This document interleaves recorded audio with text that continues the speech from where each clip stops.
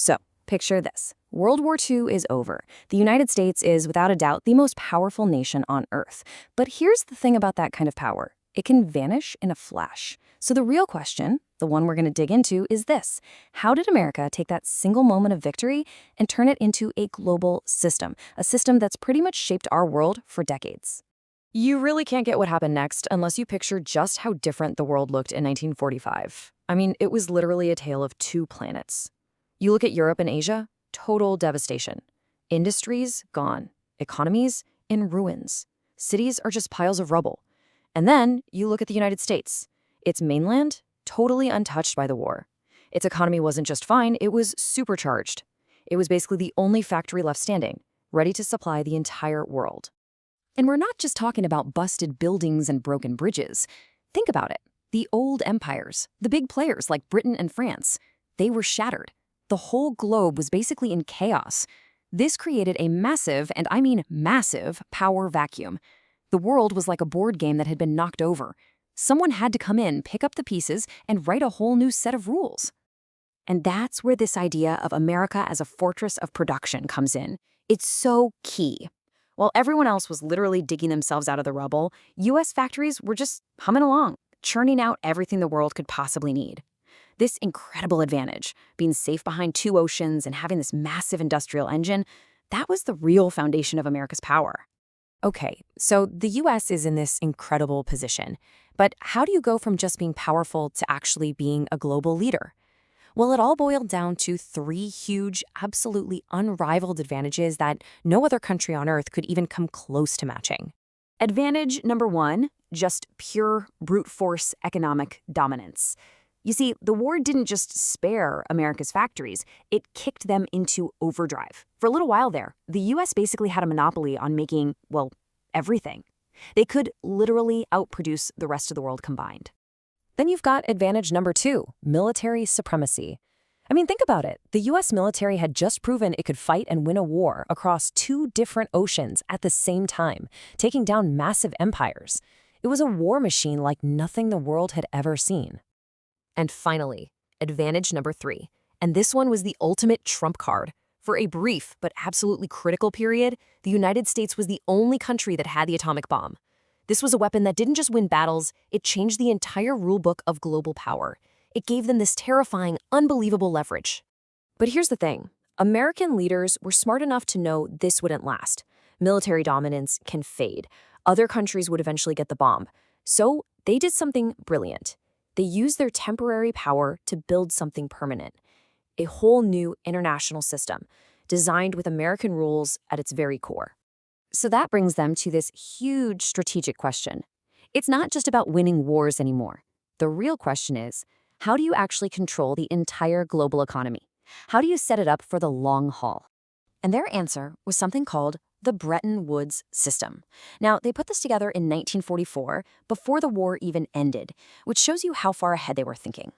This system was basically the economic blueprint for the new American-led world, creating institutions you've probably heard of, like the International Monetary Fund and the World Bank, to manage the whole thing. And the real genius of Bretton Woods was how it was structured. It was so simple, it was brilliant. Step one, the US dollar is pegged to gold at a fixed rate. Solid. Dependable. Step two, every other major currency in the world is then pegged to the US dollar. And just like that, step three, the dollar becomes the anchor for the entire global financial system. All of a sudden, if you're a country and you want to trade on the world stage, you have to hold huge reserves of US dollars. The dollar was now king. So you can think of this new world order as resting on three main pillars. For politics, you had the brand new United Nations. For finance, you had the IMF and the World Bank. And for trade, there was this agreement called GATT. And what did GATT do? Well, it pushed for lower tariffs around the world, which, surprise, surprise, was fantastic for all those American factories looking for new markets to sell their stuff. But just as this new American system is clicking into place, the old wartime alliance with the Soviet Union completely falls apart. I mean, it disintegrates almost overnight. And a totally new kind of conflict, a new kind of war, was about to start. It was Winston Churchill who really put a name to this new, scary reality. In a famous speech in 1946, he said that an iron curtain had descended across Europe, splitting the continent in two. The alliance that won the war was officially dead. The Cold War had begun. So how did America respond? Not with an all-out war, but with a really clever long-term strategy called containment. The idea, which came from a diplomat named George Kennan, wasn't about trying to destroy the Soviet Union. It was simpler. It was about drawing a line in the sand and patiently, firmly, making sure that Soviet influence didn't spread 1 inch further. And this containment strategy had two main parts, a 1-2 punch, really. On the economic side, you had the Marshall Plan. This was a massive fire hose of cash to rebuild Western Europe, basically to make capitalism look really attractive. And then on the military side, you had NATO, the North Atlantic Treaty Organization. That was a clear promise. If the Soviets attack one of us, they've attacked all of us. And when we talk about the scale of this, it is just mind-blowing. The Marshall Plan alone was $13 billion.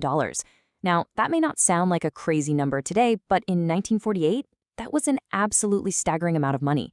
But this wasn't just a handout. It was a strategic move to lock Western Europe into the democratic capitalist camp. So when you put it all together, the new economic system, the Cold War strategy, it all points to this massive, permanent change in America's place in the world. The old way of thinking was completely out the window. I mean, the United States literally reinvented itself. For most of its history, it was a country that tried to stay out of everyone else's business, protected by two huge oceans. And now, it had become the main architect, the banker, and the policeman for the entire international order. So think about that. In just 5 years, from 1945 to 1950, the transformation was total. America's old isolationism, gone. It was now the architect of global institutions, like the UN and the IMF. It was the leader of what it called the free world. The dollar was officially enthroned as king. And it was locked into a tense, decades-long Cold War with the USSR. It was a completely different country playing a completely different game. And all of this leaves us with a really big question for today. This whole global system, all these rules and institutions, they were built during a very specific, unique moment in history when America was overwhelmingly dominant. So what happens to that system now? How stable can it really be in the world we live in today, a world with many different powers all competing for influence?